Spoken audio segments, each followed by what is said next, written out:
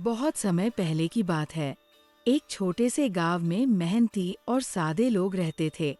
गांव की मिट्टी में खुशबू थी, खेतों में हरियाली थी और लोग एक दूसरे की मदद करके जीवन बिताते थे।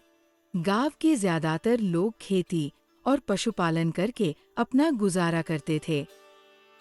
गांव में कई घरों में गाय, भैंस और बकरियां थीं। महिलाएं उनका दूध निकालकर घर चलातीं। लेकिन उसी गांव में एक व्यक्ति था, रामू। रामू बाहर से देखने में साधारण आदमी था, पर उसकी नीयत साफ नहीं थी। उसे काम करने में आलस आता और बिना मेहनत के चीजें पाने की आदत थी। रामू की बुरी आदत धीरे धीरे चोरी की ओर बढ़ गई।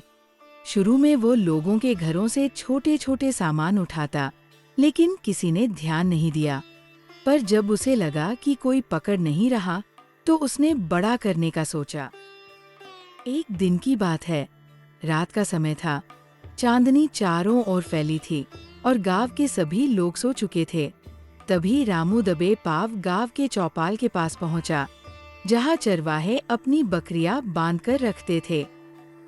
धीरे धीरे वो रस्सी खोलने लगा और एक बकरी लेकर भाग गया। अगले दिन जब चरवाहा उठा तो देखा उसकी बकरी गायब है। वह परेशान होकर बोला, अरे, मेरी बकरी कहाँ गई? मैंने तो यहीं बांधी थी। गांव के लोग इकट्ठे हुए और ढूंढना शुरू किया, लेकिन बकरी कहीं नहीं मिली। सबने सोचा कि शायद बकरी खुद कहीं चली गई होगी। रामू की हिम्मत और बढ़ गई। अब वो हर 2-3 दिन में रात को एक एक बकरी चुरा लेता। धीरे धीरे कई लोगों की बकरियां गायब होने लगी। गांव में हलचल मच गई। महिलाएं परेशान होकर बोली, हमारी रोजी रोटी चली जाएगी अगर ऐसे ही बकरियां चोरी होते रहेगी। यह कोई साधारण बात नहीं है। यहाँ जरूर कोई चोर का काम है। गांव के मुखिया ने सबको चौपाल पर बुलाया और कहा, गांव वालों, हमें मिलकर इस चोर को पकड़ना होगा। अगर हम एकजुट हुए तभी हमारी बकरियां सुरक्षित रहेंगी। गांव वालों ने योजना बनाई। उन्होंने तय किया कि अगली रात सब मिलकर बारी बारी चौपाल की निगरानी करेंगे।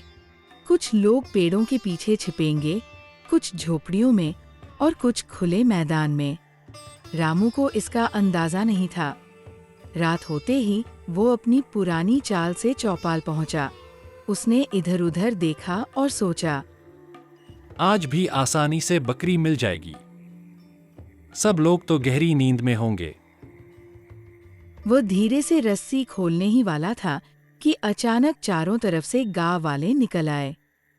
पकड़ो, यही है चोर। इसी ने हमारी बकरियां चुराई है। रामू घबरा गया और भागने की कोशिश की, लेकिन गांव वालों ने उसे पकड़ लिया। गांव वाले रामू को गांव के चौपाल पर ले आए। अब सबको सच पता चल चुका था।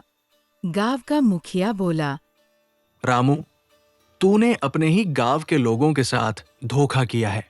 मेहनत से कमाई गई बकरियां चुराकर तूने गलत किया। ऐसे आदमी को बख्शना नहीं चाहिए। इसे पुलिस को सौंप देना चाहिए। अगली सुबह 2 पुलिस वाले गांव में आते हैं और रामू को अपने साथ लेकर जाते हैं। पूरा गांव उसे देख रहा होता है। बच्चों, चोरी का अंजाम हमेशा बुरा होता है। मेहनत और ईमानदारी से जीने में ही असली सुख होता है। शुक्रिया।